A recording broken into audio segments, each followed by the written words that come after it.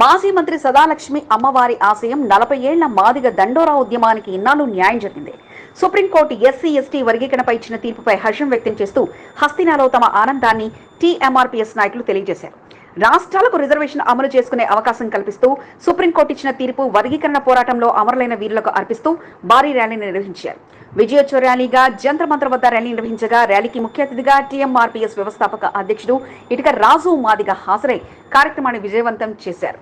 మాజీ మంత్రి సదాలక్ష్మి నాడు ఆశించిన ఫలితం ఇన్నాళ్లకు నెరవేరిందని, 40 ఏళ్లుగా వర్గీకరణ కోసం మాదిగ దండోరా ఎంతగానో పోరాటం చేసిందని, ఎంతో మంది వర్గీకరణ కోసం అమరులయ్యారని గుర్తు చేస్తూ ఈ విజయం వారికే అంకితమని తెలియజేస్తూ ఢిల్లీ విధుల్లో భారీ ర్యాలీలో టీఎంఆర్పీఎస్ కథం తొక్కింది. అందుకు సహకారం అందించిన నాయకులతో పాటు అధికారులు, న్యాయవాదులు మీడియాకు కృతజ్ఞతలు తెలపడంతో పాటు ఇది అందరి విజయం అంటూ తెలియజేశారు. విజయోత్సవ ర్యాలీలో వారందరికీ కృతజ్ఞతలు తెలియజేస్తున్నట్లు టీఎంఆర్పీఎస్ వ్యవస్థాపక అధ్యక్షుడు ఇటుక రాజు మాదిగ తెలియజేశారు. విజయోత్సవ